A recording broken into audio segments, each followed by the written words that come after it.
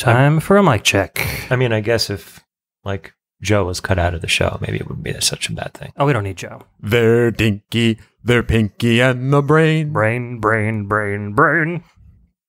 Doodle-doo-doo-doo. You set foot on foreign soil. Only this land isn't ruled by any country or government. In this land, we celebrate music.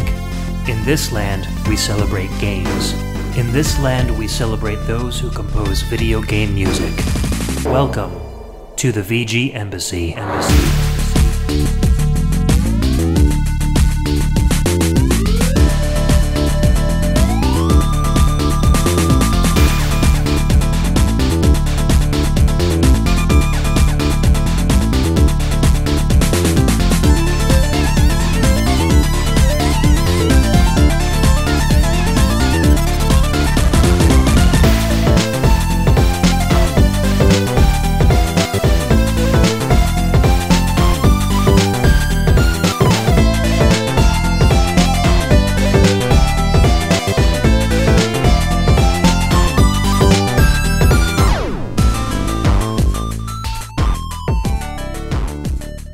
Welcome and thanks for tuning in to another episode of the VGMbassy. This is a show centered around video game music and the amazing online community of fans and podcasters that enjoy it. And Todd.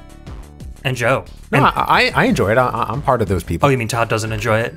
I don't think so. I think we force him. Oh, so he's just going to suffer through this show. But you won't, listeners. You're going to dig this. Anyways, my name is Ed, and on each episode I'll take the role of Prime VGM Minister and invite a guest VG Ambassador onto the show to share with us their own video game music culture, or I may share a part of my culture on a solo show, and today is definitely not one of those solo shows. I have a large cast with me today. As you can tell, we've already had one person rudely butt in on my intro. Joseph? Yes? So we've got Joe and Todd. It's the Embassy exclusive crew doing a VGMbassy show today, and it's a special holiday show because it is October and we are putting this out around Halloween. We have asked all of our lovely Patreon patrons to submit some creepy, ooky, spooky Halloween tracks, and we'll be sharing a whole bunch of them today. So hello, Joe and Todd. How are you guys doing? Sup? It's been a while since either of you have been on the show. I know Joe and I did Halloween last year, and we got summarily killed and assimilated by alien children. Yeah, that was a blast. We need to do another scripted show again soon. Yeah. I mean, another completely random, who knows what'll happen show again soon. Well, you know, we didn't go into what happened after the show and why we're alive. Todd showed up and started playing Tim Follin music really loud, and it killed all the aliens. That's my headcanon anyway. Oh, yeah, that works. Let's go with that. I'll take the saved the day credit for that. Absolutely. Saved the VGMbassy.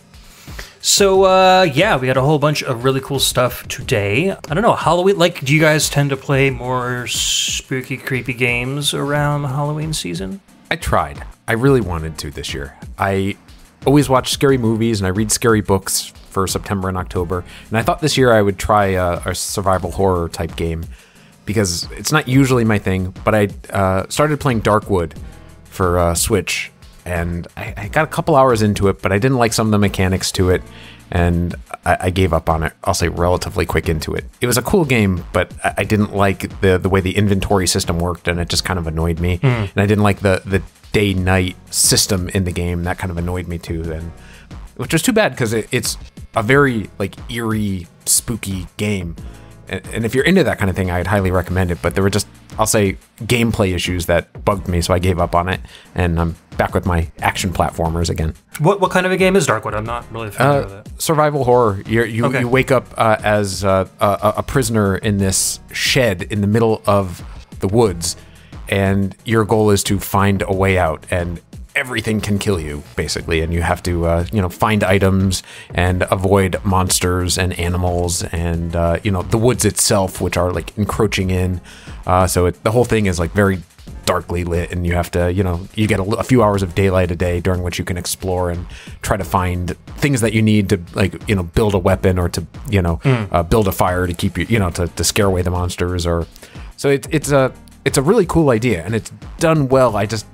there were just gameplay issues that turned me off. Is it like a first-person game, or is it more of a Resident Evil kind of camera? Or it's an overhead view. You see the character as well as a little bit around you, but the way the lighting works is it forces you to look in real close because you can only see a little bit around the character. Oh, okay. So you even need to find power to power your flashlight to be able to see just a tiny bit further. Wow. Okay. So the game forces you to look intently to further get you in the mood so that you jump when something jumps at you. So it's pixel art, or is it? Okay. I'm just trying to get a good vision of it in my head. Yeah. Yeah.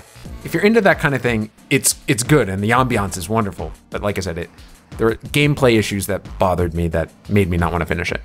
That's unfortunate. What about you, Todd? I normally don't. This was actually going to be my EE topic, but we can burn it now, so that's fine.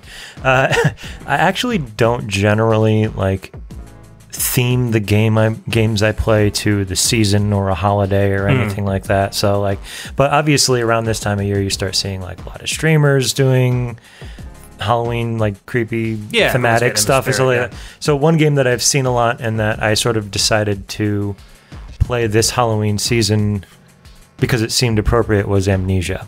The first one? The first one. I've never played it, and I actually don't. So I did start it. I'm not very far into it, and I don't know that much about it, but I always see streamers playing it around this time of year, and I know that it has to do with mental illness and so like if you spend time in the dark, you sort of start losing your sanity and you start seeing bugs crawl around and stuff like that. So I'm really only just starting it, but I am doing that this year. It just seemed appropriate to do it now. Although I'm not really sure why couldn't I play it in May? I don't seasonally it wouldn't be appropriate, but what does it matter? I don't know. I don't have a lot of feelings on seasonally or holiday appropriate gaming, even though it certainly exists. Yeah, I don't really too much either, but I did want to say that any of those games that Frictional Games made are amazing. I started with Penumbra, which was I think they did a couple of Penumbra games before Amnesia. Then they did Amnesia, A Machine for Pigs after that, which I didn't like as much, but then they made Soma. Well, I think that's their most recent game, and Soma's incredible. So if you like Amnesia, try that one out. It's got more of a sci-fi theme to it than an old castle kind of a theme, but same basic kind of gameplay, like walking sim meets stealth meets go crazy kind of a thing. But fantastic story and really scary too. So good stuff. For me, I like doing the Silent Hill stuff around this time of year. Mostly I'm watching YouTubers that are reviewing and kind of going over their favorite Halloween stuff rather than playing that stuff. So I know Angry Video Game Nerd usually has a Halloween show come out around this time. His production has not been as cinematic as previous years, so I don't know what he's going to do for this year, but I'm always looking forward to that. And, listening to VGM podcasts. Everybody, ex-VGM Radio puts out their Spooky Fest every year, which is always fun. So I get in the spirit that way, but not so much in terms of playing games that are... Also, at least here in our region, it's been tough to sort of get into the fall mindset because our weather has yet to actually turn fall-like. I know. Even today, it was close to 80 degrees, 80 degrees Fahrenheit for those not in the U.S., which for us is abnormally warm for this time of year. I've got the air conditioner on downstairs. Yeah, I just turned basement on the air conditioning because it's humid and kind of gross, and it's... we should not be doing that right now. No, I know. And all the leaves are still green and up on my trees, and it's okay, well... Mother Nature, take note. It should be cooler. Republicans, take note. Yeah. Let's stop global warming. Anyhow, let's get into our music for the show. We've got a little bit over a dozen tracks today, and it was one of those things where I was okay, I put the word out to get music into me about a month ago, and 2 weeks later, I only had 6 pieces of music, and I was oh no, am I going to have enough? And then, as what usually happens, I think what happened with our winter show too is everything comes in at the last minute. So we did end up getting quite a bit, and I appreciate everyone who did drop music in my inbox. We've got a lot of really good stuff from a lot of very different games and a lot of different kinds of music, but all flowing around that same whole spooky, creepy atmosphere. And to start off, we're going to hit a very popular game in the Castlevania series with Chris Meyers, who submitted Departed Way from Castlevania Symphony of the Night, originally released on the PS1 in 1997, composed by the amazing Michiru Yamane. So let's take a listen to that, and we'll get into his testimonial when we come back.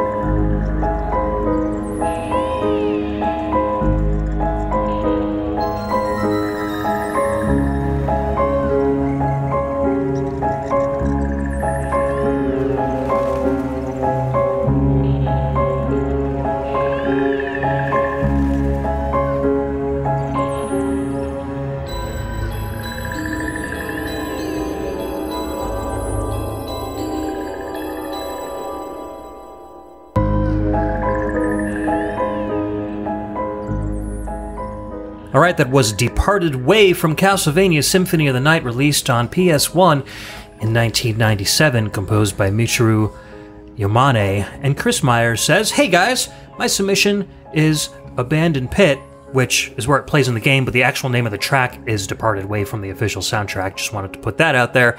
From Castlevania Symphony of the Night. It's a rather short track with a lone piano overlaid with sound effects and little musical accents that come together to form a very creepy and foreboding atmosphere. Symphony of the Night has always been in my top 10 games of all time since I first played it back in the PS1 era, and it still holds up perfectly today. And yes, even the voice acting. I would say, especially the voice acting. Yeah, I do like this track a lot. It's a great way to start the show. It feels a little Danny Elfman to me, I think. It's kind of a little bit playful, but also a little bit dark and creepy. What would you guys think?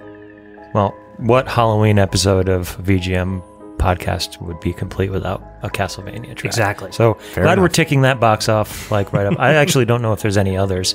I haven't seen the list. I mean, you've put it up, but I haven't really studied. I believe we have quite a few Castlevania tracks. Yeah, I guess that makes sense. At least two, I think. Yeah. Nice. Okay, well that's good. That's good because Castlevania usually has some pretty top-notch music, Absolutely. and this track certainly fits the bill there.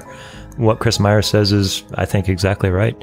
Sort of a creepy, spooky atmosphere track that really fits the Castlevania sort of feel, theme. Yeah.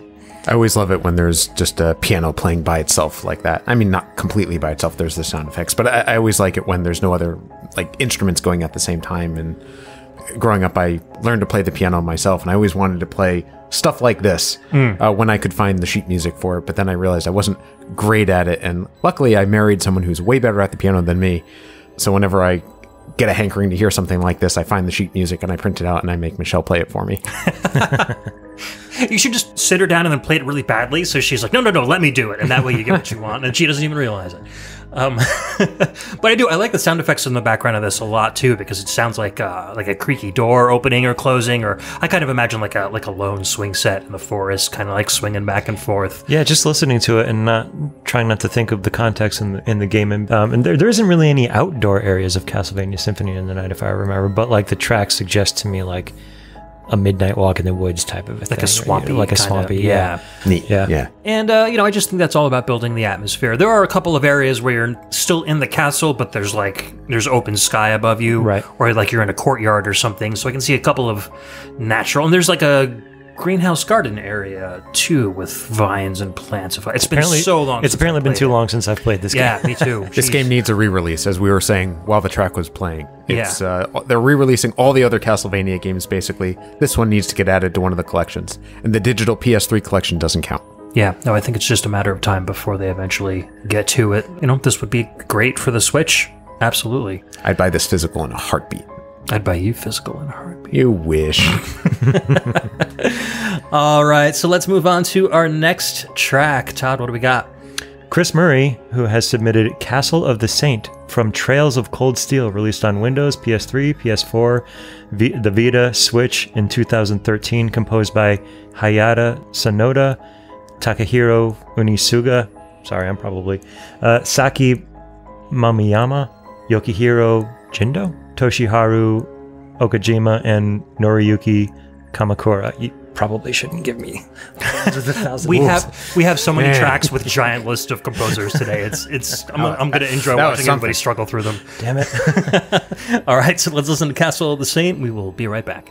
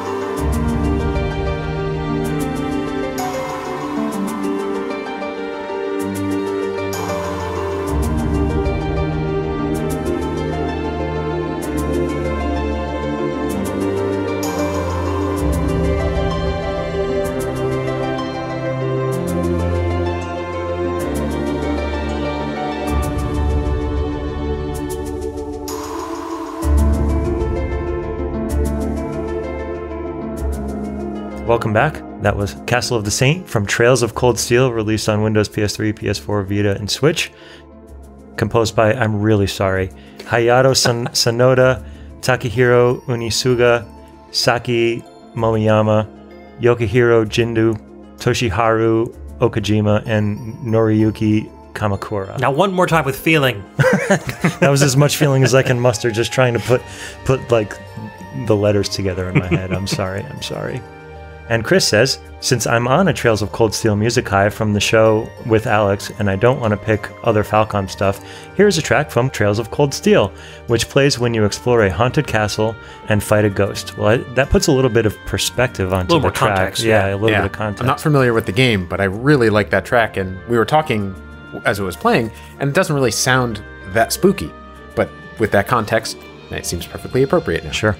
I think I feel like I could see like cloudy mists, like ghostly mists, because it has a very calming kind of a sound to it. So if it's like a castle haunted by an old spirit that isn't necessarily like scary, but it's just like somebody that you need to defeat to get their power on the way to beat the god or whatever it is at the end of the game, then I feel like this would be kind of an appropriate song for that situation for sure. I'd never heard this before, but this immediately made me think of Secret of Mana. One of the tracks at the beginning of that game when you're walking through the fields. This sounded kind of like that, but in a slightly more, not minor key, but something akin to that. Just seemed reminiscent of that to me. Did anyone else pick up on that? Yeah, I definitely got Mana vibes. Once you said it, I totally heard it. Just as you said that while we were listening to the track, I was sort of likening the track in my head to something that I might... I was trying to fit it with, like Final Fantasy on the SNES or something like that. Like I forget the name of the area, but it's very misty and like you're sort of walking around in a cave with, is it the Cave of Mist? Mist Cave. The Mist Cave, yeah. I guess it's been a while since I've played that too. That was the image that was conjured in my head, but I think that yours is more accurate. So I don't know the game, but I really enjoyed that track, and I'm going to have to listen to the rest of the soundtrack now. Yeah, I really didn't have much interest in the Trails games at all. When I did listen to Chris on Alex's show, showing off some of the Trails of Cold Steel music, I was super impressed. And so, I really want to go check out the soundtracks much more than the game itself. I know Chris is an absolute fanatic over the Trails games, and that's great. And he's going to be on my show, hopefully within the next couple of months, talking about more Falcom soundtracks. I might even have Purnell joining him for that, for just an absolute Falcom festival, which should be a lot of fun. So yeah, there are, I think, 4 Trails of Cold Steel games out at this point. This game was released in 2013 originally, but it kind of got a lot more press and interest because it was re-released on the Switch as kind of, I think it was like a basic remaster kind of the game in 2021. So people are now rediscovering it for the first time and getting really into it. I'm seeing it streamed on Twitch like a lot. Yeah, so yeah. That usually means something was just released. Yep.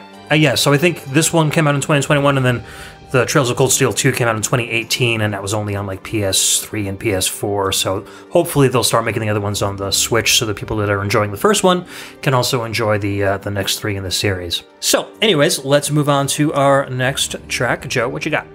The next track was picked by Mike Stark, and it is Lab Entrance from Resident Evil HD Remaster, released on the GameCube, Switch, PS3, PS4, Wii, Windows, Xbox 360, Xbox One, in 2002, composed by Shusaku Uchiyama, Makoto Tomozawa, and Misao Senbongi. He's better than you, Todd. Yeah, he is. Be right back.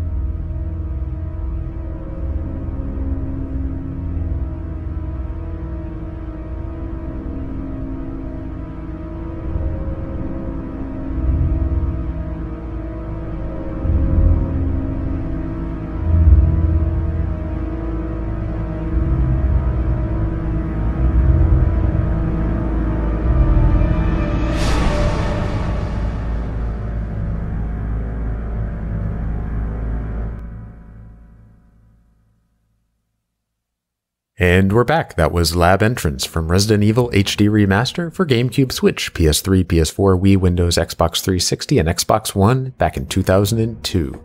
Composed by Shusaku Uchiyama, Makoto Tomozawa, and Misao Senbongi. This was Mike Stark's pick.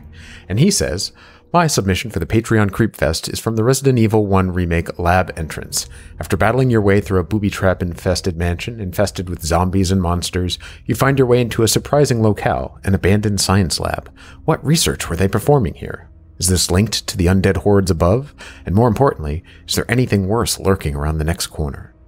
This track really nails the tense uncertainty of this game, perfectly underscoring the game's final area with some of the toughest enemies and most stressful puzzles yet.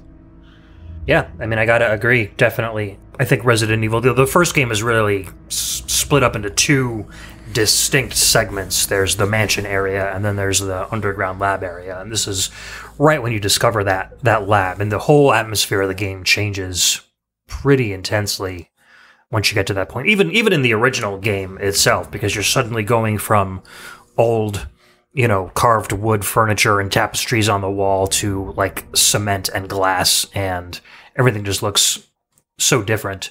So it's a jarring change, and it's very disconcerting and very scary at the same time. And I don't know if I would call it a song. It's more of an atmosphere piece, but I think this would really clue the gamer into the fact that it's only going to get worse from here. Yeah. Yeah, exactly. It's like a even more like subdued or quieter version of the first track. Not version of, but like something in the style of, I guess, where it's atmospheric, but it has that creepy vibe. Now, I've never played a proper Resident Evil game. I've played like Umbrella Chronicles on Wii and just stuff the like improper that. Resident Evil games. Well, that's is that a proper Resident Evil game? No, it's an on the rail shooter, right? That's different, I think, than what like Resident Evil 1 and 2 and whatnot is. So this wouldn't fit the bill with that because that's not really... Yeah, like Umbrella Chronicles and stuff has much more action-y. Much more action, yeah. Right. But I can definitely see this in what I know of, anyway, of a standard issue Resident Evil game. Yeah, the first remake was really interesting. I remember, and I actually still have it, but when the GameCube came out, my brother was really excited about it, and we ended up... He like couldn't wait for the American version to come out, so we ended up importing a Japanese one before release, and we got two games with it. We got Monkey Ball and Biohazard, aka Resident Evil 1, and we tried our best to play Resident Evil like in Japanese with no English translation. We didn't get very far, but I remember it being really cool just seeing everything kind of updated to the next generation graphics, and them like adding in little touches here and there, where in the first game you're walking down this hallway and there's a lot of windows along the side of the hallway, and it's part of like one of the jump scares in the game where you're walking down the hall and a zombie dog like jumps through the window. And so in the remake game, you walk down that hallway and you're like, oh my god, zombie dog, where the hell is the zombie dog? Where's the zombie dog? And you hear smash and like glass like falls through the window, but the dog never comes, and you're like, what the hell? There was supposed to be a dog here. So there were a lot of really cool touches that kind of played on your familiarity with the original game, but didn't necessarily follow it. So I like how they did that, and it wasn't just like a scene-for-scene complete remake of the first one. And I should really go back to it and play it in English now, because I don't think I ever went back to it after I kind of gave up on the Japanese version. So might be fun.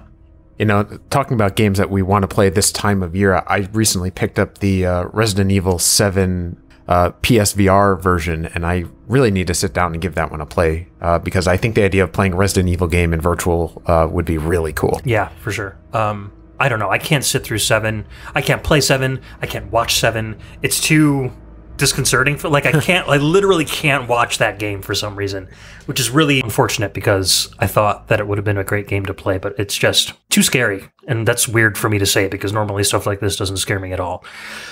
Speaking of scary, our next track is called Terror from Bloodborne. This was submitted by our friend Ryan Steele. This came out on the PS4 in 2015, composed by Ryan Amon, Tsukasa Saito, Yuka Kitamura, Nobuyushi Suzuki, Chris Velasco, and Michael Wandmacher. I believe this particular track was composed by Chris Velasco. Be right back.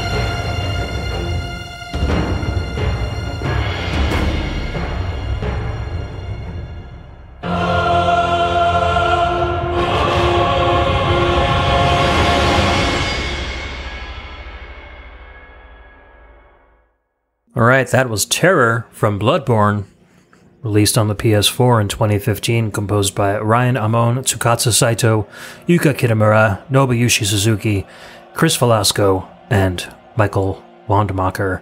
And Ryan sent in an audio testimonial, so let's hear what he has to say about Terror.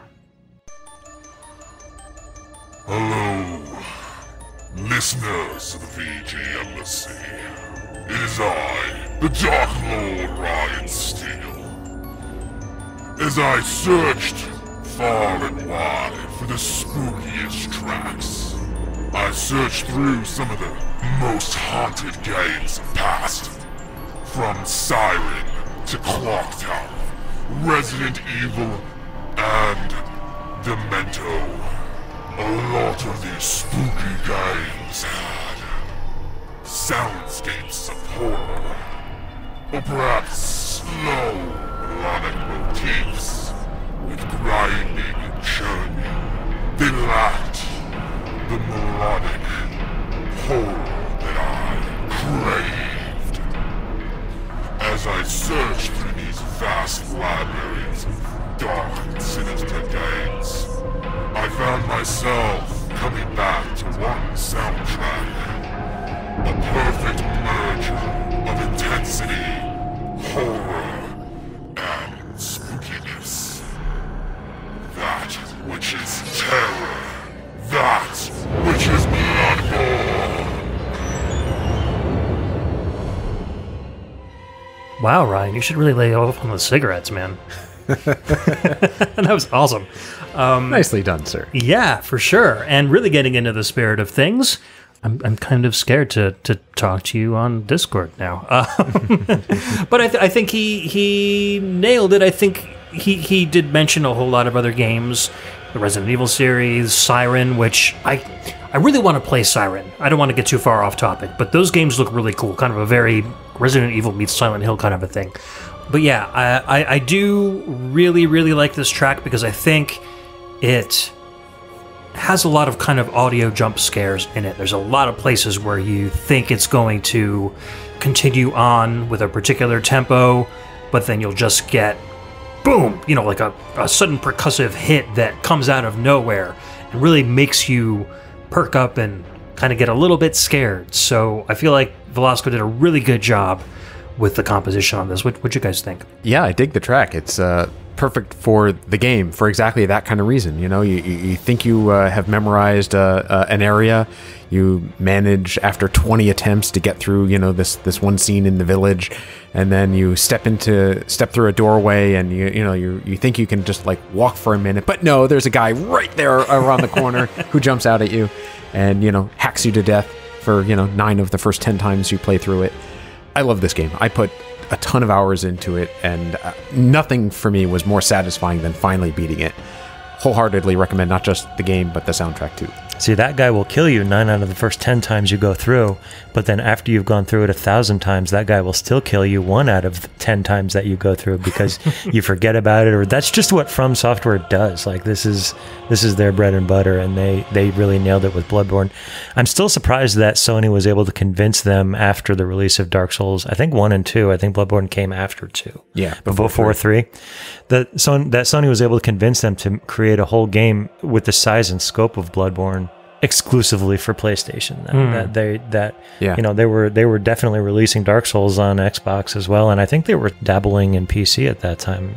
Yeah, I don't remember when all of that happened at this point, but for Sony to say, make this game only for devote your development team for this for however long, for only one console. From has always had a really good relationship with Sony, though, because even stuff like the Echo Knight series, King's Field, I think those were all PlayStation exclusives to begin with. So. Yeah, but I mean, From was a much smaller company at that point. Yeah, they didn't really hit huge mainstream until the original Souls. Right, and it may have been just from appreciating Sony's partnership for all that time, because they have been creating games for them for a long time that people knew about, but they certainly didn't receive quite the recognition that they do now.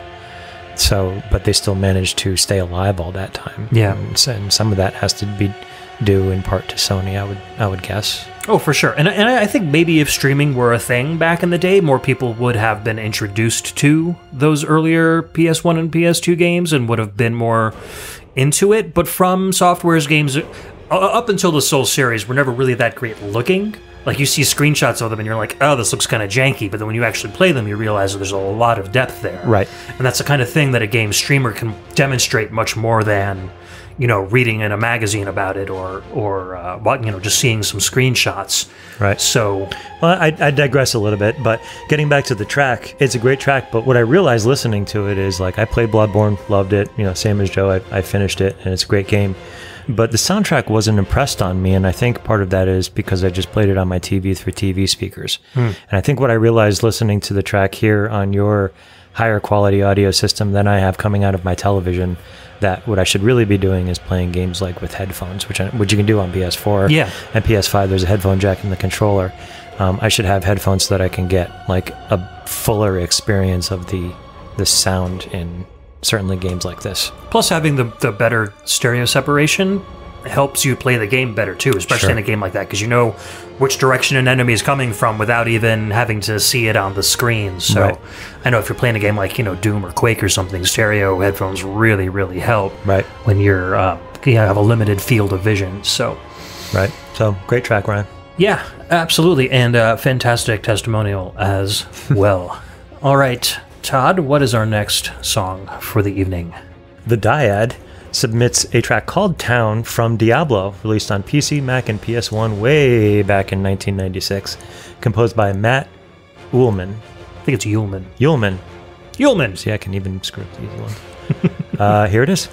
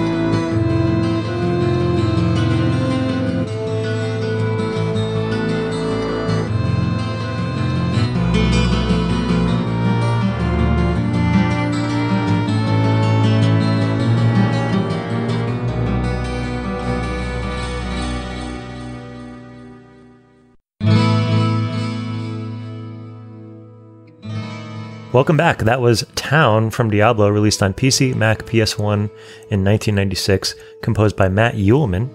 Dun, dun, dun, dun. And that was submitted to us by the Dyad, who says, "Hello, honored diplomats. Diablo is one of the most important game franchises in my personal gaming history. I'll admit I haven't played the third installment, so I guess it's not that important." Just kidding. Vaguely important. But parts 1 and 2 were hugely impactful. In 1997, I was 13 years old. Actually, the game was released when I was still 12. And I was overcome with how spooky, scary, cool Diablo was. The look and feel gave me my first exposure to a grimdark fantasy world, the yin to my Redwalls and Lords of the Rings yang. Diablo had me hooked. One of the most important factors in that equation was the unnerving yet catchy soundtrack by Matt Uelman. The echoing of that opening chord in Town gives me a Pavlovian response, and it takes me back to sitting at my parents' PCs, learning about duping items, battling hell demons, and finding loot. I love Diablo, I love the soundtrack, and to me, there is no better Halloween gaming music. Thanks, the Dyad, and I fully agree with him. Diablo is one of those games that I played a lot as a troubled youth, and this song, right from the first few seconds, just brings me all back to just clicking away at the Pavlovian response, as Dyad says. Yeah, perfectly worded. You know, like all the little sounds and voices and whatnot in that game are forever etched into my psyche just because I played it so much. It's a great track. My pointer finger is feeling cramped thinking about how often I had to click in that game. Just hearing that track again. It's like Cookie Clicker with monsters. Yeah, right. I never played Diablo or any of the games. I was always more of a real-time action kind of a person, and clicking on enemies to hit them was never really felt great to me. I was much more into like the first-person shooters on early PC titles and stuff. So, but I did have friends that played it. One of my friends that I used to work at CompUSA with was hugely into this game, and we would have a lot of parties at his house in his basement, and inevitably he would just get drunk and start playing Diablo for the rest of the night. So there was a lot of us crowding around the PC and watching him play on his old CRT, and this was probably like 1999, so it was still relatively new. Diablo 2 might have just come out or something, so it was still very much a popular game series, so everybody was really into it at the time. That's my only memory of Diablo, though. This was one of the last PC games that I ever played. I was only a PC gamer, I'll say, till the end of high school, and then I was strictly a Nintendo and PlayStation guy. So I remember almost the exact same thing as the Dyad, sitting in my parents' living room in front of their old Pac Bell computer. And just that first chord makes me think, oh yeah, that's right. I hadn't thought about that track in probably 20 years, but it just took the one note to bring me back, and there I was sitting in that exact same place, clicking furiously to make the porn load faster. I mean, to attack the demons. And leaving bags of money in town and items and stuff like that. Like that game, I don't know, by the time you finish that game, the town is just basically littered with loot and money and potions and crap, because for whatever reason the game would just like remember all the stuff that you left in town. So you would quickly overfill your inventory and you just had to leave it somewhere, and you just have bags of stuff lying just everywhere. Bags of money. And meanwhile, all these people are like living in huts and stuff, and they clearly have nothing. Basically in your landfill. Your treasure landfill. That's funny. And I was kind of I really liked this song, and I was getting really big Led Zeppelin, like Stairway to Heaven vibes from it, which was kind of cool, especially in those guitar chords. The clean guitar chords, I think, were very similar. And then there was kind of a staccato da da da da da, like felt very much again like the end of Stairway to Heaven. So I wonder if there was some influence going on there, or at least Led Zeppelin in general, that Matt Uelman was using when composing this tune. But it's like 4.5 minutes long. It really doesn't repeat any parts. New instruments come in and go out, and it keeps things very dynamic and fresh. So it was really, really good composition. I think it's very appropriate for the amount of time that you typically would spend in the town in Diablo. Sometimes you just run through, like, heal up and then go back down, but then sometimes you go to a merchant or something and you spend a few minutes there, and like the loop is long enough where if you're like doing some business, you're not going to hear it loop. But if you're only there for a brief period of time, then you just hear that first, couple of seconds anyway. So it wouldn't matter how long the track is. So like it stays fresh no matter how long you spend in the town. So I think I think it works out really well. Was this all like Red Book audio on the CD, or did it was like compressed? I don't remember. I can't say for sure. It's been a long time. Well, in any case, it's really good quality stuff, so much appreciated, the dyad. So, we have our next track coming up. So, our next track comes from Bedroth, who has selected The Circus from Deltarune Chapter 1, released on PC, Mac, PS4, and Switch back in 2018, composed by Toby Fox.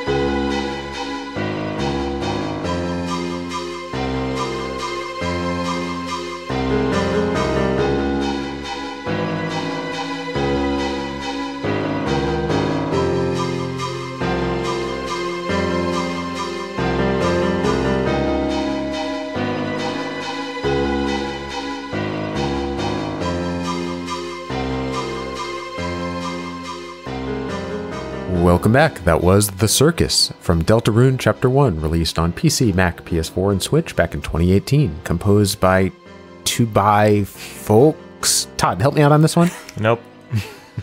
I believe it's Toby Fox. Very difficult name to pronounce. Thank you, Bedroth. He says, so I couldn't really narrow down a song for myself, so I decided to send along one recommended by my two oldest kids, who are both huge fans of all things Toby Fox. I had to agree with them that his circus theme from Deltarune Chapter 1 fits the bill. I hope y'all enjoy. What else has Mr. Fox done that we might be familiar with? Undertale. Oh, that's it?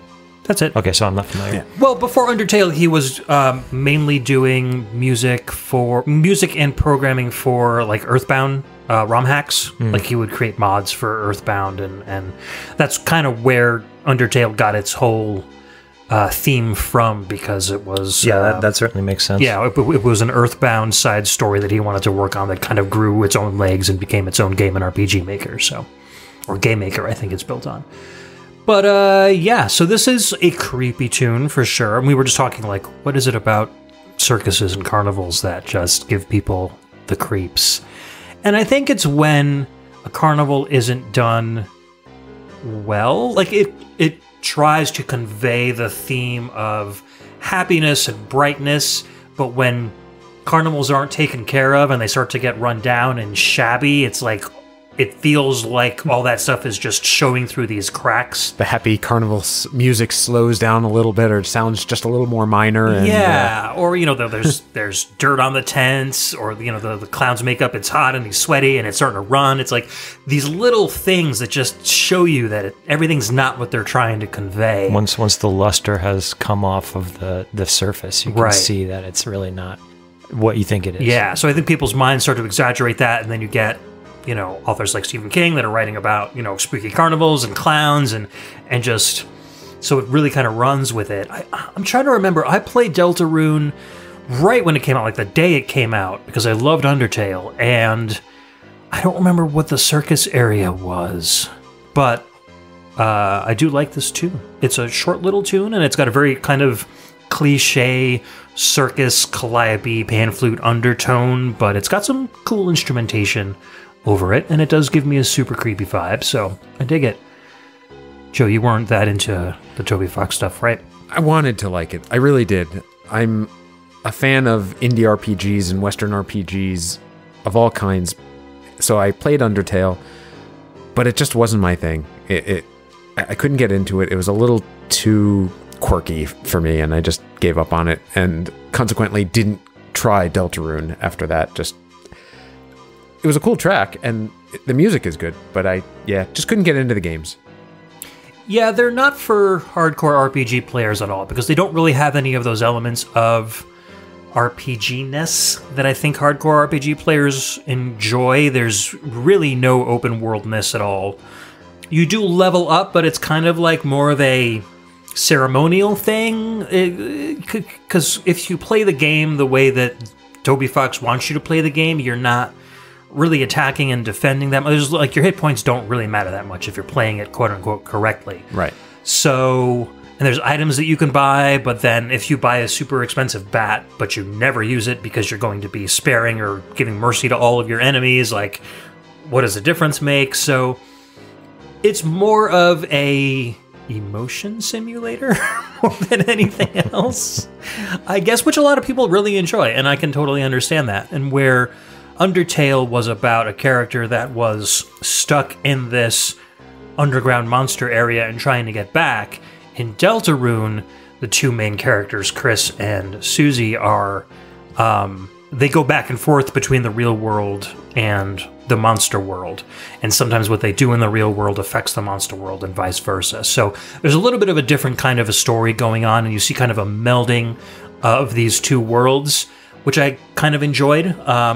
Which, you know, I played all the way through chapter 1, and I'm trying to play through chapter 2, and I just don't think I'm in the right mindset to play this game right now. So I think I'm going to shelve it for a little while and try to go back, and maybe at a point where I'm more tolerant of a lot of the sappiness that goes on in Toby Fox games, I'll be able to tolerate it. So, yeah, unless we got anything else to talk about, let's move on to our next track. Sound good? Yep. Sound good? All right, so Volts Supreme has bestowed upon us the Hanging Edge from Final Fantasy XIII. This was released on the PS3 and PlayStation Now, also on the PC and Xbox 360 in 2009 from one of his favorite composers, Masashi Hamauzu.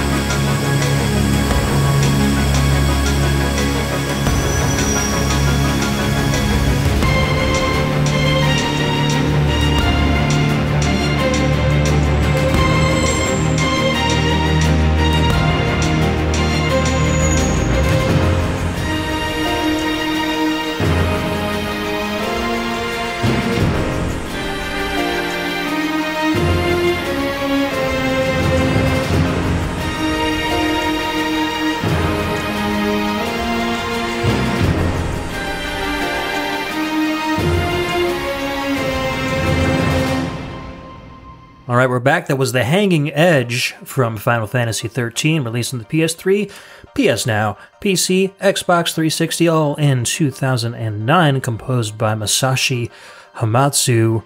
And Volt Supreme has sent in an audio testimonial. Let's listen and see what he has to say. G'day, Ed. All right, my track is The Hanging Edge from Final Fantasy XIII by Masashi Hamauzu. Surprise, surprise. This is certainly not your typical creepy song, and not what originally came to mind when I was reading the brief. At first I thought, oh, how kind of deep can I dive into dark, weird music and find something no one else knows about? But honestly, I just thought a little bit about it, and I respect this composer so much that I just couldn't help myself. Masashi Hamauzu.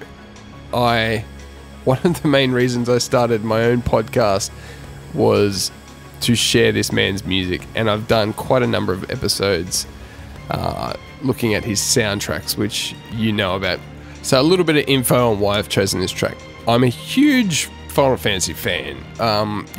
Played it as a kid. It was a mind-blowing experience as a 11-year-old 10-year-old kid playing Final Fantasy VII, and I played them all the way through to 9. But, after 9, which was the last PS1 game, I stopped following the series because I didn't get a PS2 or anything like that.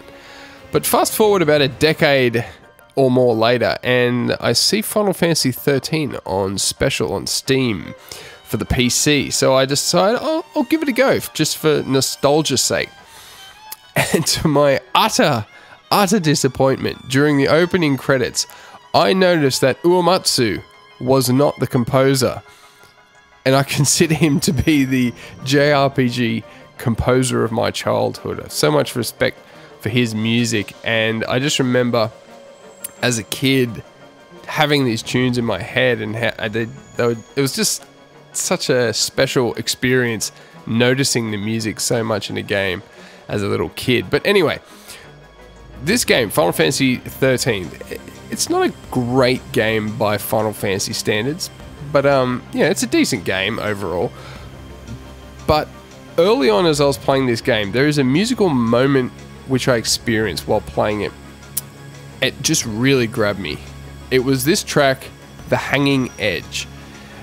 It's just really brilliantly executed, stressful dissonance in this song, in this piece of music, was just like nothing I'd ever heard in a video game track. This track is just so good, yet I don't know if I'd appreciate it as much as I do without the experience I had hearing it in the game.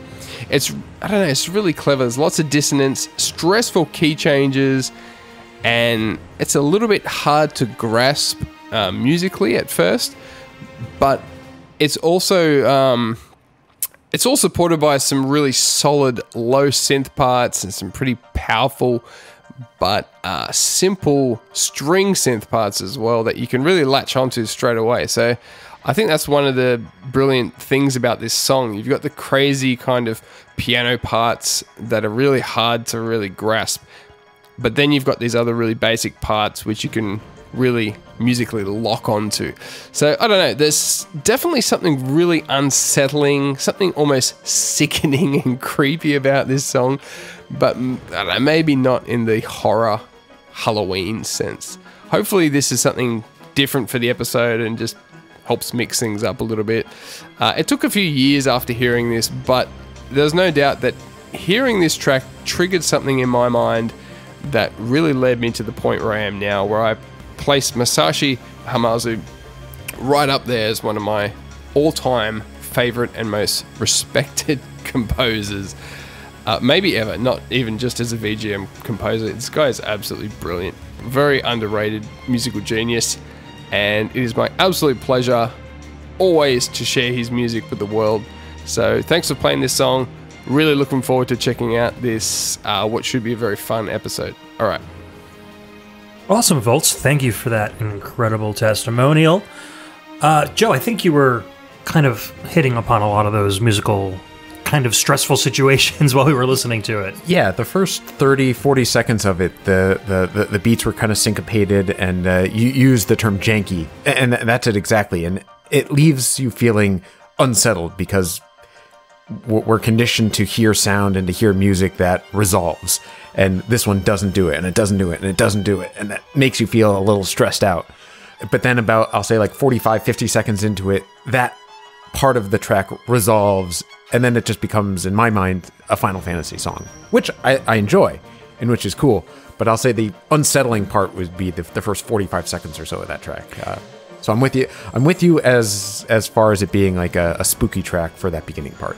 Yeah, I was fascinated by how that kind of dissonant melody at the beginning was later accompanied by some additional instruments, and together it all sounded like it made sense, even though that melody did not stop. Like, the accompaniment made it sound less dissonant, which I thought was really cool. And then later on, towards the end of the track, that violin solo came in, and that was like all over the place. It just felt like a cat started trying to play violin or something. It did not seem to make a lot of sense. I don't know, Todd, what was your impression of this one? I think you should have Volt Supreme on here and not me, because his testimony is like far beyond what my review of the song could be. He nailed a lot of points that all of the like childhood Final Fantasy, Nobuo Uematsu, I still lament that Uematsu is not doing soundtracks for more modern Final Fantasies. That's not to take away from the modern Final Fantasy soundtracks. That Final Fantasy historically has amazing soundtracks and still does, but like I always feel like Uematsu should be part of it. Right. And that's just my childhood with the series. It doesn't mean that Square is doing anything wrong or anything, or this composer has done anything wrong or anything like that. But I think I kind of got a different feeling from the track maybe than, well, everyone else who has commented. Like the first section of it where it's like those light plucky piano notes seem like a lighthearted jaunt through the forest. Like I don't really get a lot of like the stress that you're talking about. Like I'm not seeing that. But then when it sort of devolves into the more orchestral part of the track, that seems more sinister to me. So maybe I'm not like seeing it in the same way that you are, but that like the more I guess catastrophic orchestral part of it rather than the light plucky notes is so I had sort of the opposite effect, I guess, to everybody else. That's just my take away from it. It feels like your ears are picking up more on the light pluckiness of it rather than the actual notes and how they're contrasting with the key of the backing instruments. So yes, I think I can totally understand how you're hearing it and how that would feel jaunty rather than kind of unsettling. So interesting, very interesting. Do you remember where this, I mean, obviously it's called The Hanging Edge, but does this play in any sort of a kind of a creepy area, or is it more of just a, hey, this I don't know necessarily that Final Fantasy has any like specifically creepy areas. Final Fantasy 13, I should say. I did play it more recently. NBC exclusive members may recall that I said that I played this game during lockdown. I gave it another chance. I originally played it when it was released on PS3. And bounced off of it. I mainly got caught up in the whole like tunnel simulator, just walking down a hallway type of a complaint that the internet at large had about the game, and I sort of dismissed it based on that. But I decided to give it another chance more recently, and tried to not let that affect me, because certainly the beginning of the game is literally just you running down hallways. But that could be said about really many of the Final Fantasies. It may not be quite as obvious. The first parts of many of the Final Fantasies games are very scripted, and you go from here to there. And you don't have a lot of choice where you go until the world opens up, and it's no different with Final Fantasy 13. So I did try to play it again, give it a better chance, and I enjoyed it a lot more the second time around than I did the first. And circling back to like the Deltarune Undertale stuff, like those games are all just literally hallways. Like right. It might look like you're walking through a town, but there's one general direction you're going for the entire game. So, and that's not to say that that's a bad way to make an RPG. Obviously, those games are well loved, and there's a lot of people out there who really love Final Fantasy 13 as well. So it's just different from a lot of the open world stuff I think that we're used to playing as kids. And I think that kind of started around Final Fantasy VII, where at least for like a good, almost all of the first disc of the game was pretty linear, and it wasn't really that the world opened up until you got to like the second disc part of it. So it works and people like it. So there you go. All right, so let's move on to our next track. Sorry, Todd. You're on a trade, man. I will get through this. Chris Steenerson submits Simon's theme from Akumaju Dracula X68K, released on the Sharp X68K, weirdly, in 1993, composed by Hiroshi Kobayashi, Kizo Nakamura, Kenichi Masubara, Kenyuo Yamashita, Kiyohiro Sada, Satoi Terashima, Shin-chan, and Tonma Kun no Papa. Very well done. All right, we'll be right back.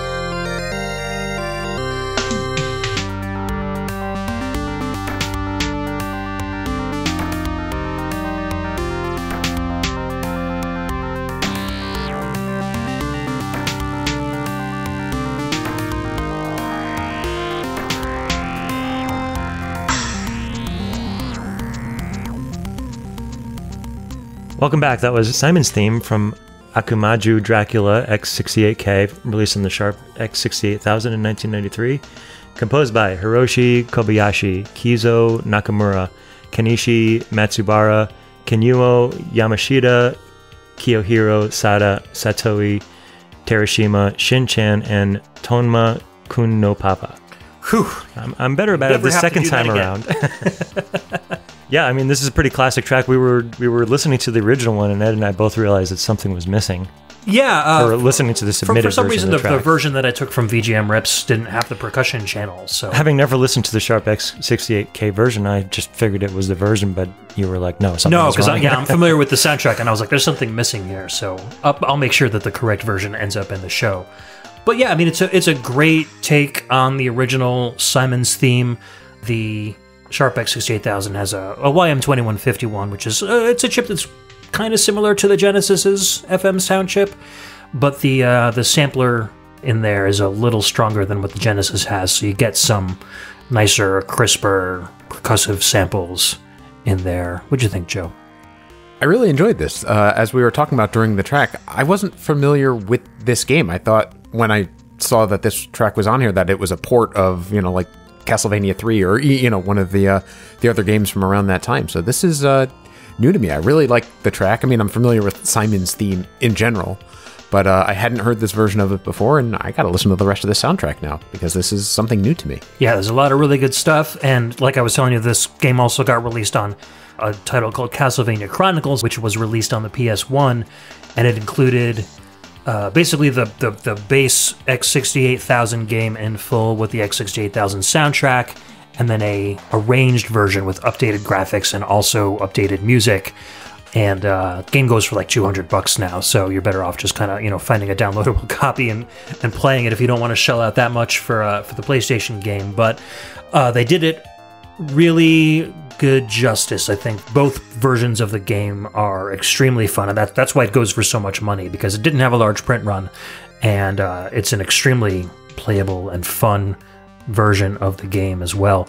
The X68000 game is kind of similar to Castlevania 1, like it takes elements from it, but kind of diverges the more you go through.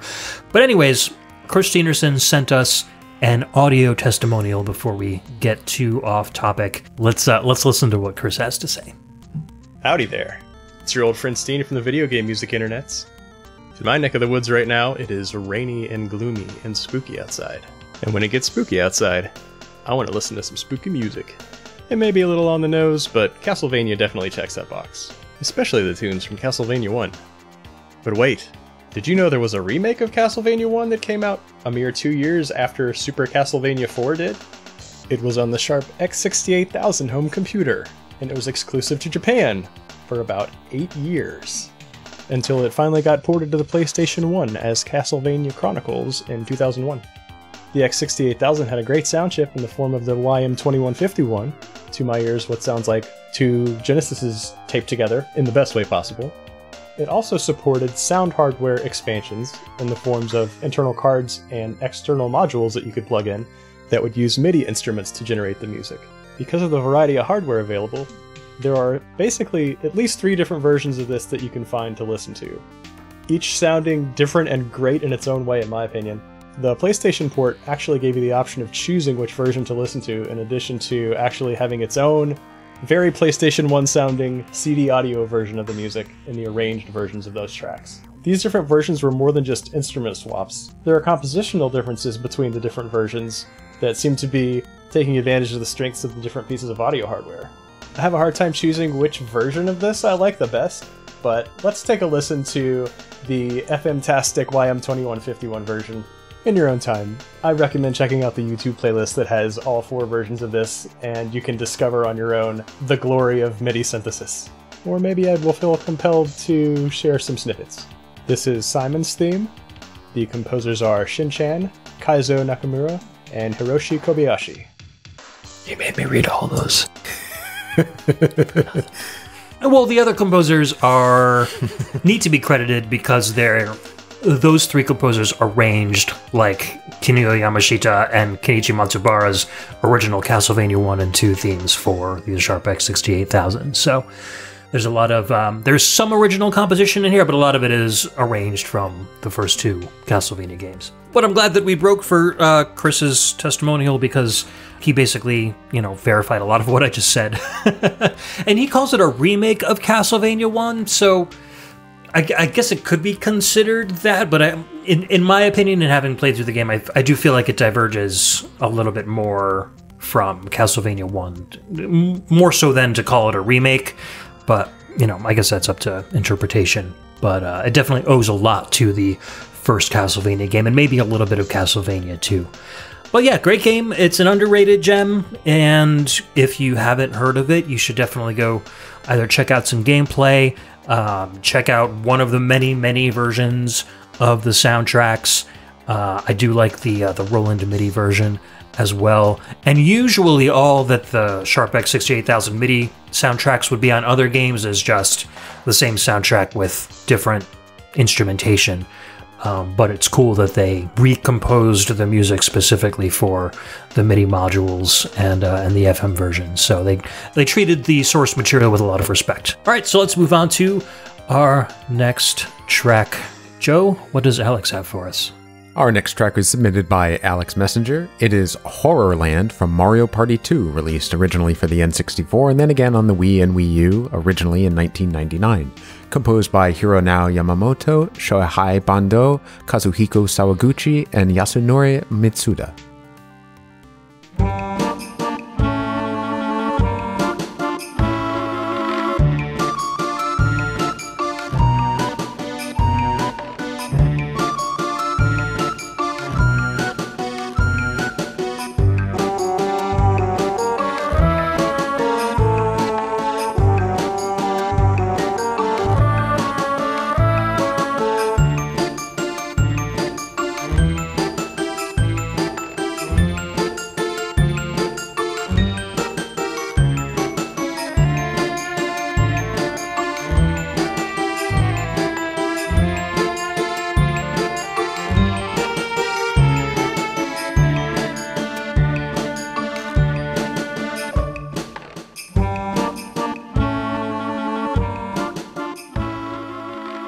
Welcome back. That was Horrorland from Mario Party 2, released originally for the N64, then again on Wii and Wii U, originally in 1999. Composed by Hironao Yamamoto, Shohei Bando, Kazuhiko Sawaguchi, and Yasunori Mitsuda. And Alex Messenger says, it's not exactly my favorite board from Mario Party 2, but there's a lot of charm to it, especially with its unique day and night cycle and haunting atmosphere. Certain paths will be blocked of whether it's day or night, and it's the biggest difference between getting a star or not. It's also one of the returning boards for Mario Party Superstars, which will be released at the end of the month on the 29th, and I'm very excited to play that. Yeah, that should be coming out right around this time this show gets released, so that'll be something fun to check out. I've never played Mario Party 2. I played the original and then didn't get into them again for a while until the Wii U ones came out. So I'm not too familiar with this game, but I imagine it's basically the same gameplay, just new mini games. This particular track, we were talking about it and comparing it to the other Evil Circus-y track from earlier. You, Ed, were bringing up the differences that you thought that this one, you said, sounded more gypsy-ish or Eastern European-ish. Yeah, definitely. Especially with more of the accordion sound rather than the calliope or like the flute-ish sound from the Deltarune track. And it was just a little bit more of a complex arrangement as well. But it does, I can definitely see the similarities in between, because it does have that bum bum ba bum bum ba calliope kind of circusy feel. But this one feels a little bit more spooky to me, I think, than the circus one. The circus one feels more playful, which fits right in with the whole Deltarune thing anyway, because it's a very, very cartoony game. Not that Mario Party isn't. And I think this one is longer too, because you're going to be playing these boards. You know, these games can go on for 2 or 3 hours sometimes, depending on how many turns and how many players you have. So you're going to need a track that's got some meat to it as well. And also, the whole Mario Party Superstars thing has me really excited too, because I didn't jump on Mario Party until, I think it was Mario Party 6, like the GameCube title. And so all the first 3 Mario Party games that Superstars is going to have in it they're going to be brand new to me, so I'm looking forward to kind of experiencing those for the first time in more of a modern way. Yeah, the only time I really played Mario Party was when we played with you. Oh, that's right. Back in the day, yeah, I think on the game, it must have been on the GameCube games, yeah, because it certainly wasn't N64. Yeah, we started off on 6, and I think it was because we had between maybe I think we also played 7, but that was the only time that Mario Party was ever really in my heavy rotation. Yeah, same with me. Because I think you would bring over a couple GameCube controllers, and I would have a couple, and then we just do like drink a bunch of beer and play 4-player Mario Party and had a lot of fun. Right. And yeah, sometimes I can remember those games sometimes going on, so to have a track with a little bit of time on it yeah, was like probably my wife would go to bed and we'd still be playing. Well, Eddie was a little baby, so that was like 16 years ago now. A long time ago. A long time ago. Exactly. Yeah, so I'm excited to see Horrorland because I don't have any context for it.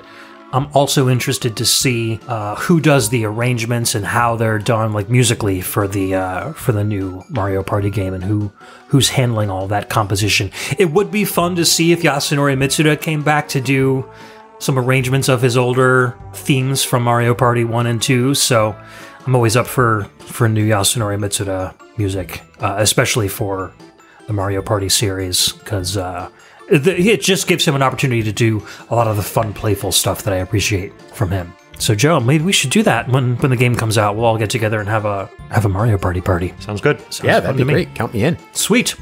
All right, let's move on to our next piece of music. I believe it's my turn. So this is from The Last Week in Daryl Bowers, and he has submitted the Safe Room theme from the brand new Resident Evil Village. This was released on the PS4, PS5, Google Stadia, PC, Xbox One, and the Xbox Series X in 2021, composed by Shusaku Uchiyama, Neo Sato, Kota Suzuki, and Asuza Kato.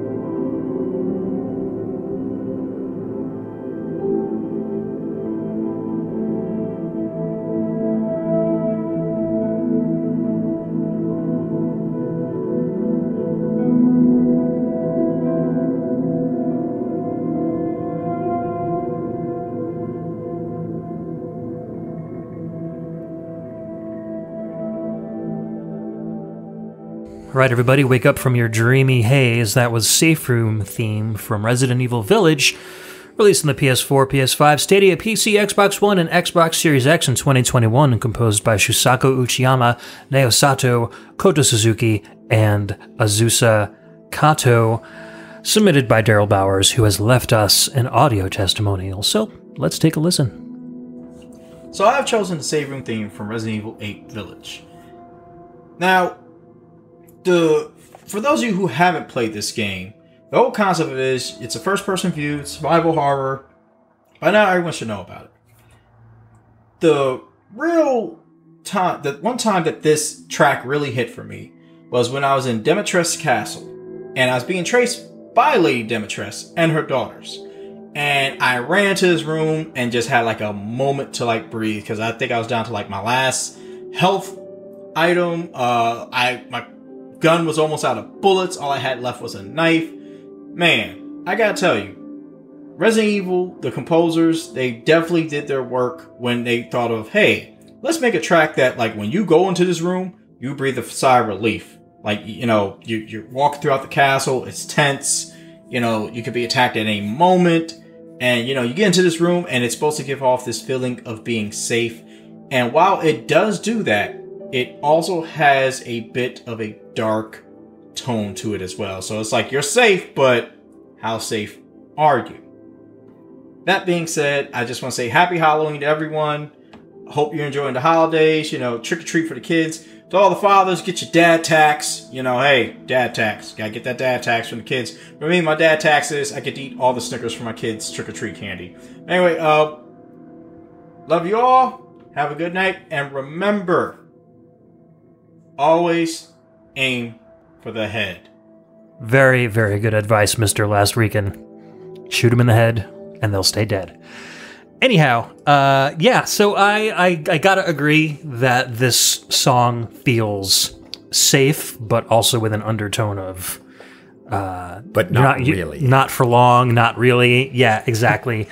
It feels a lot like some of the more ethereal pieces that Akira Yamaoka composed for Silent Hill 2. Well, maybe more like Silent Hill 3 and 4. He had a little bit more of a trip-hop feel on those. But that shiny piano kind of tone is very, very Silent Hill to me. Do you guys have any experience with this game at all? No, too new. I am a fan of the series, as we were talking about earlier, but I haven't played this one yet. I didn't even realize that this one had been released. Did it come out? I know you said this year.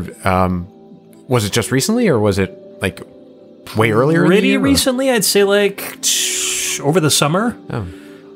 I'll have to keep my eyes open and pick up a copy, because this is going to be the kind of thing that I would dig, especially around this time of year. Yeah. I think this game, it went viral, but for the wrong reasons. Like, because Lady Dimitrescu is just this giant lady.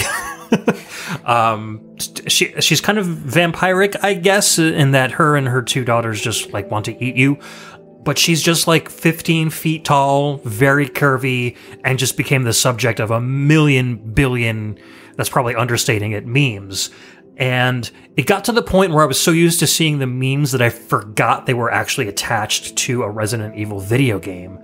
And so I'm like, oh yeah, Lady Dimitrescu, I know her. But then like people say Resident Evil Village, I'm like, oh, I didn't know that got released. Like there's a disconnect between the memeage and the actual game itself. And now I feel like if I were to play this and I were to like see Lady Dimitrescu start chasing me, I'd be like, I'd start laughing. I'd just be like, oh yeah, like big sexy mommy monster wants to get me, instead of like, oh, this is a genuinely like kind of a scary situation.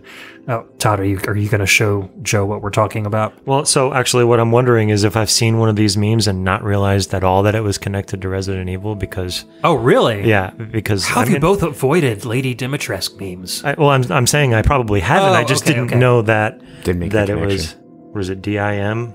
DIMETRESCU, I think. Google will figure it out for me. Images. Oh, good luck. Yes, I have seen these memes, but I had no idea that they had anything Yeah, see what I mean? It's like... Okay. It's just crazy how and all of the memes are basically like death by snoo snoo, like adjacent, you know? Yeah. So again, it's kind of outgrown itself in terms of internet fame. But that being said, I do want to see, and I don't even know what the rest of the game is about. Like, I've seen over and over again these scenes with Lady D and her daughters, but is that like the whole game? Like, is the whole game just her chasing you? Like, I haven't seen any of the other characters. I don't know who you play as. So I think Capcom's marketing might have kind of failed in that respect. Like, Joe didn't even know it came out. Right. And I was like, I know it came out, but I don't know anything about it except for the memes. So, I mean, sometimes that's not I don't know the case here, but sometimes that's not necessarily the fault of the marketing from the company. Right. That's just the internet taking something and running with it, yeah, and then everything else gets drowned out. So yeah, it's funny. So maybe when the price comes down, I'll grab it and try to. Are you going to get the Stadia version? Sure. I don't know how much longer Stadia is going to be around. Todd was saying when I said Stadia, is Stadia even a thing anymore? And I don't even know. I don't even really care because I just don't think the internet infrastructure is ready for streaming games at this point for any sort of quality experience. But a lot of companies keep trying it. You know, if you have a super potato computer and you want to play games in quote unquote high resolution, but don't really care about the frame rate, I guess you can do. I feel like you can only do that for certain games, though. I mean, you can allow a little bit of lag into your game mechanic, but only so much if it's going to be something that isn't like turn-based. Right. If it's like a real-time strategy game or something like that, you can get away with it. Right. You know, like I said, I've been playing SnowRunner streaming, and you don't need a whole lot of reaction time unless your truck's going to be falling off a cliff or something, and you've got to like grab something with your winch really quick, but even then, there's issues with lag where I'm just like driving into a tree because I suddenly can't steer anymore. So, anyways, we're getting a little off topic. Thank you, Daryl, for your submission. It was really cool. Hopefully, I'll be able to avoid negative connotations with Lady Dimitrescu while I'm playing the game in the future. So, moving on, we've got one from Cam Worma. Cam submits Alien Reveal from Alien Isolation, released on Linux, Mac, Switch, PS3, PS4, PC, Xbox 360, Xbox One in 2014. Doesn't that technically mean it's also released for PS5? Because PS5 basically. Everything. Sure, why not? Composed by Christian Henson, Joe Henson, Alexis Smith, Jeff Van Dyke, Byron Bullock, Sam Cooper, Hayden Payne, David Hawkes, Douglas Pennant, Graham Schroeder, Gwennifer Raymond, Nick Williams, Sam Cooper, and Sarah Raballo. Yay! You did it. A pear tree. And a partridge in a pear tree. All right, let's take a listen.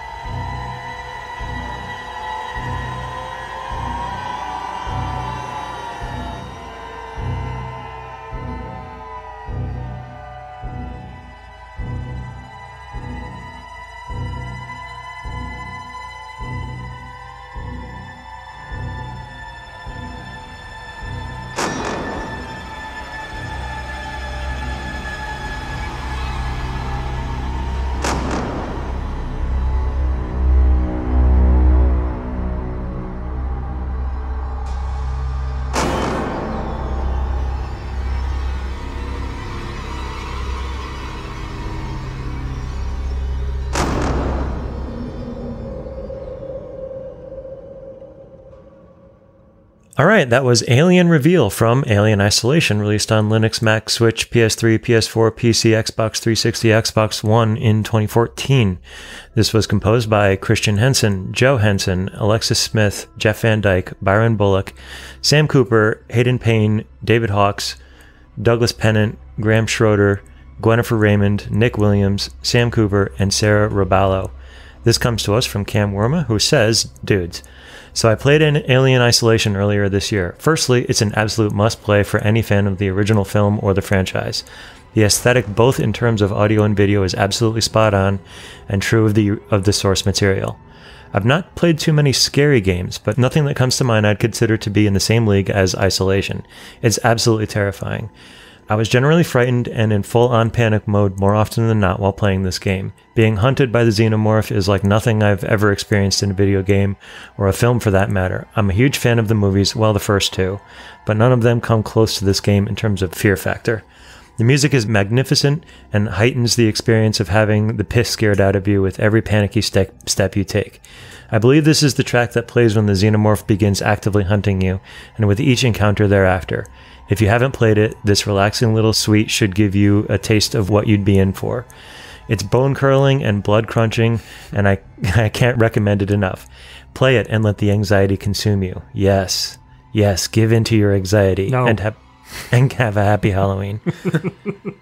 The more Cam talks about this, the less I want to play it. Yeah. I mean, I know I opposite don't, for me. I kind of want to play this now. I don't really know anything about the series, but I'm interested in checking it out given that review. Yeah, I mean, it's a glowing review, but I just don't do well with anxiety. So I wonder, Cam didn't really say what it is that's scary. I wonder if it's like jump scares or like just general creepiness or what. From what I understand, it's just the fact that you are, as a player, not very capable of combat, and you've got this giant alien xenomorph, and if it catches you, you're pretty much a goner, so you really need to keep ahead of it and get out of situations where, there's encounters and stuff, so you're always kind of like playing by the seat of your pants. This game was so well reviewed and became such a hit when it came out that now we're seeing stuff like the Resident Evil 2 and 3 remakes where you've got the tyrants and Mr. X constantly chasing you in the same way that the xenomorph is chasing you in this one.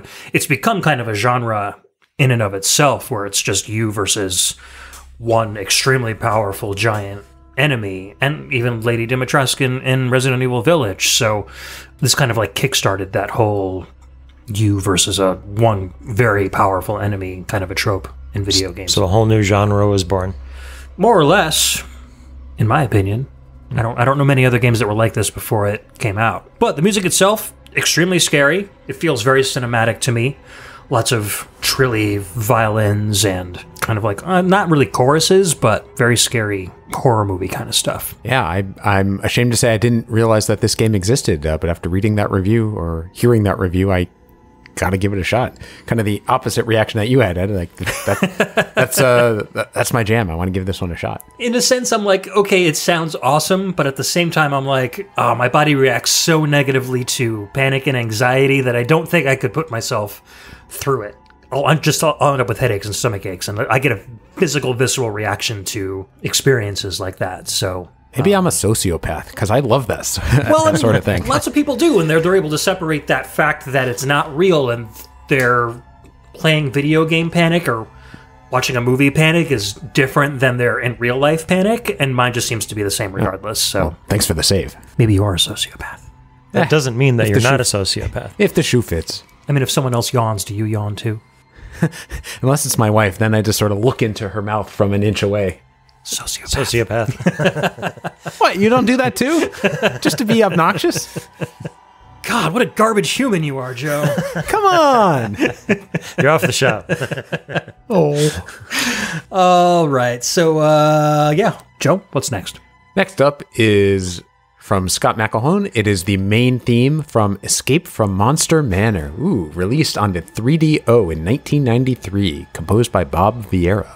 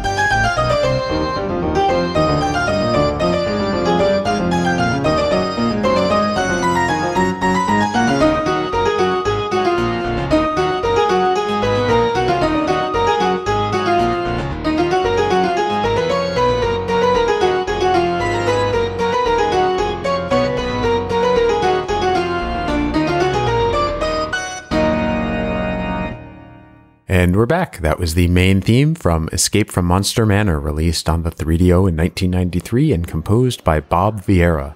Scott McElhone says, as a fan of the early 90s alt systems, I just had to pick a creepy 3DO track. While I've never played this particular title for the platform, I just loved how this track screamed Haunted House with its harpsichord-sounding notes and tempo changes. Happy Creepfest, everyone.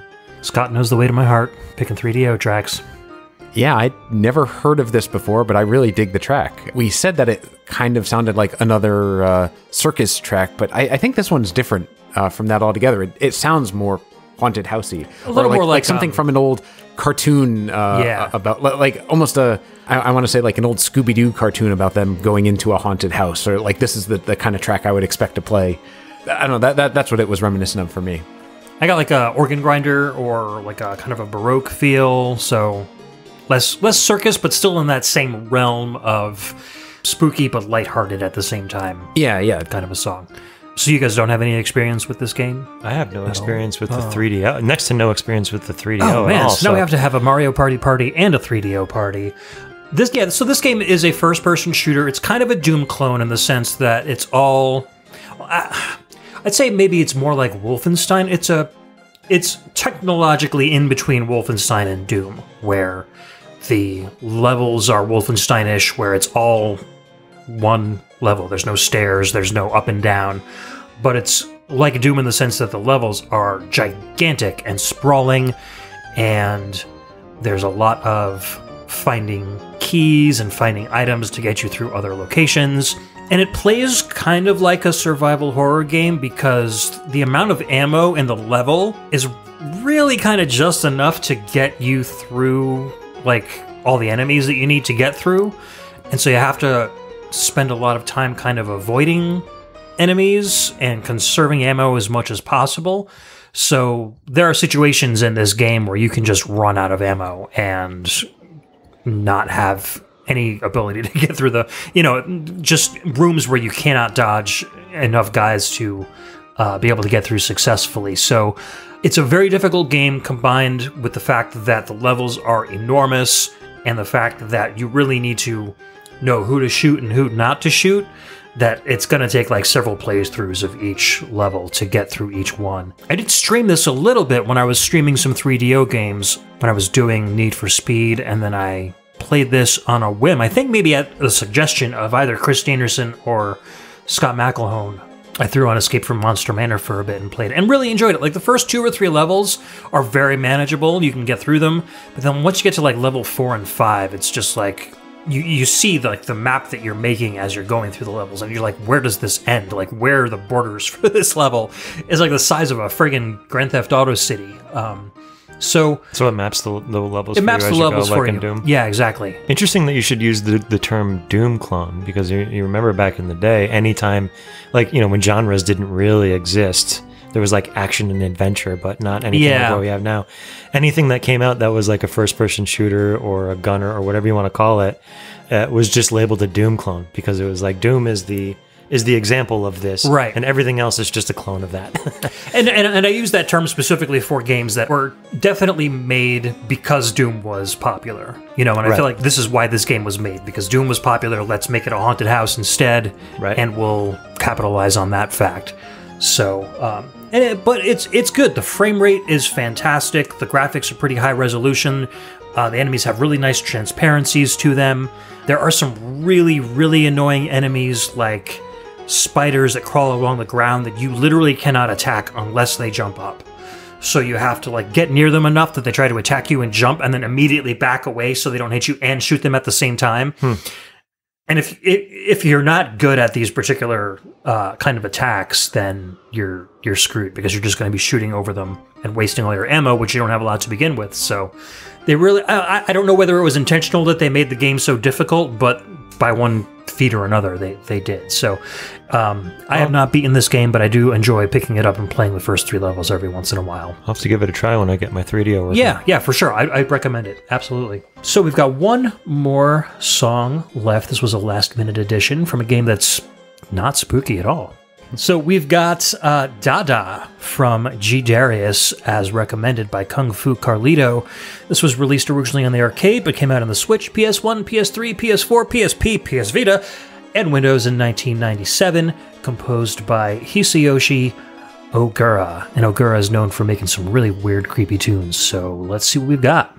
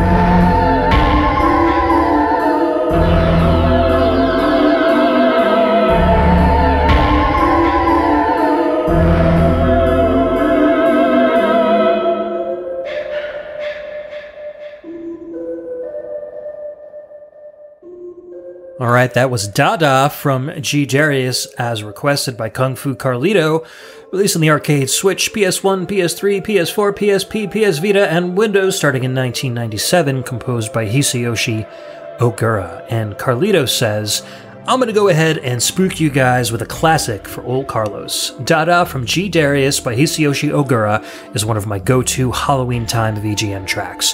The slow, rolling melody accompanied by those haunting vocal samples perfectly set you up for the cold, merciless vacuum of space that awaits. This track plays while you pass through a derelict space colony, and many mechanical fish try to murder you. Maybe not the typical track for this holiday, but I love how Ogura and the Zuntata team always injected some strange into the Darius soundtracks. Hope you enjoyed it too. And yes, I absolutely enjoyed it. I love Hisayoshi Ogura, and one of the 2 episodes that I did of my favorite composers, Ogura was one of those composers. And just because, A, he loves to experiment with electronic music, and B, the fact that he was essentially the lead composer and manager for Zuntata during their prime makes him an extremely talented guy in both business sense and compositional skill. And stuff like this is very much like the stuff that he composes, especially those weird choral samples. He loves to add that weird stuff into his Darius music, especially. I don't know, what'd you guys think of this one? I kind of disagree with Kung Fu here. He says it's maybe not the typical track for this holiday, and I pretty much, when we were going into the track and Joe asked what kind of game it is, and you said it's a shooter, I'm like, okay, I'm not really sure where this is going, but the music fits. I think it works. Yeah, for this. Oh yeah, for the holiday and for as a Halloween track, I think it definitely fits.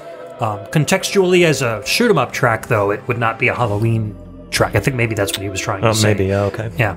That was sort of my reaction too. I mean, I was aware of it as a shoot 'em up game. I haven't played it. I don't own any of the Darius games, but this definitely didn't seem to fit in that sort of a game. I mean, I'm familiar with the Zuntata team, and like the track, but it doesn't seem like it would fit in a shoot 'em up. But I enjoyed it. Good pick. Yeah, Darius soundtracks on the whole are not traditional shoot-'em-up soundtracks. They're kind of peppered here and there with some traditional style stuff, but a lot of the stuff, especially the soundtracks that Hisayoshi Ogura composed for, have a lot of that, like I said, experimental stuff, a lot of weird choral samples, bizarre time signatures, weird sound effects. And depending on level, like especially this one where you're going through a derelict colony, this has a more creepy vibe to it, so it would kind of fit. but a lot of the Darius levels are like, mostly you're underwater, where you're kind of like traveling through the ruins of cities that have been sunk underwater or desert areas and stuff. And so there's a lot of like abandoned tech imagery in the Darius series. And so I think that kind of weird experimental electronic vibe works a lot with that stuff, because you're kind of going through these areas that are like a little off and a little unsettling. And the music just kind of helps to further that series. I don't think I've played G Darius. It might be like one of the only Darius games I haven't played before, so I'll have to take a look at it and see if it's one of the ones I'm familiar with. Yeah, as a Halloween track, I think it works really, really well. So I think that pretty much brings us to the end of our show. I don't know, any standout tracks for you guys, or any games that you really want to check out based on the recommendations here? Well, Alien Isolation, I think I'll at least take a look at. Yeah. Yeah, I definitely want to play that game, and I want to at least give a listen to the Trails soundtrack that we highlighted towards the beginning of the episode. It was not something I was familiar with, but I really enjoyed that track, so I'm going to listen to the rest of that. And also that 3DO game. I think I'll probably, like I said, I'll check it out when I get my 3DO working. What was it? Monster Manor. Escape from Monster Manor, yeah. I recommend it a lot. I think that will be fun. I was going to start by saying, well, the 3DO has a lot of underrated gems, but I think I already demonstrated that in 2 podcasts that I've done earlier, so I'm not going to start reiterating myself again. I could go on for hours about the 3DO, and I already have. But I really appreciate everybody who submitted tracks for today's show. I think we had a lot of variation here, a lot of really different games. Spooky stuff like Alien Isolation, all the way up to friendly board games like Mario Party 2. So it's amazing how many different kinds of games can have Halloween music if you just look deep enough. And if you enjoy the show, if you want to hear more of Joe and Todd and I talking about video games, you can join our Patreon at our VGMbassy tier, $3 a month or above. You will get a bonus monthly episode where the 3 of us chat about gaming topics, pet peeves and rants, and Joe's Damn It Nintendo segment, which we haven't done in a while, but I feel like there's some coming. Damn It Nintendo stuff coming. It's coming. It's been building. It's not so much a segment as a recurring theme. Yeah, but I think there's some Damn It Nintendo stuff that even I want to talk about on this month's episode. Wouldn't have anything to do with Nintendo Online, would it? Maybe just a little bit. But you can head over to patreon.com/thevgmbassy and check out our tiers and what you can get for your donation in addition to our monthly Embassy exclusive show. You can also check us out on Twitter at the VGMbassy, and you can download our show on iTunes, Spotify, Google Play Music, Amazon Podcasts, Stitcher. We are all over the place now. I heard Facebook is doing podcasts as well, but since I've dumped Facebook and ran from the flaming building that it is at this point, I don't think we'll be doing that particular platform. But who knows? Maybe until they buy all the other ones. Yeah, exactly. And also, I want to thank Indira J for the podcast art and Trevin Hughes, aka Dread, for the podcast theme song.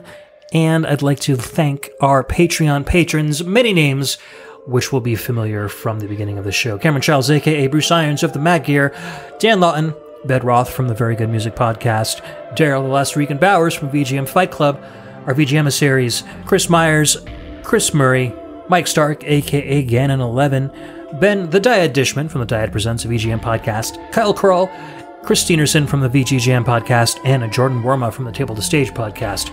Our audio attaché members, Cameron Worma, Carlos from the Heroes 3 Podcast, and Scott McElhone. Our special agents, Volt Supreme from Volt Supreme Synth VGM Dream Stream Machine Podcast, and Ryan Steele. And our VG ambassadors, Frankly Zappa and Alex the Messenger from the Messenger Presents a VGM Journey Podcast, the patron saint of VGM podcasts. All right, I hope everyone has a spooky and safe Halloween. As the last Rican mentioned, definitely take that dad tax if it's available to you. Grab a couple extra pieces of candy because, you got to take some of that candy. The kids do the work and you reap the benefits. That's right.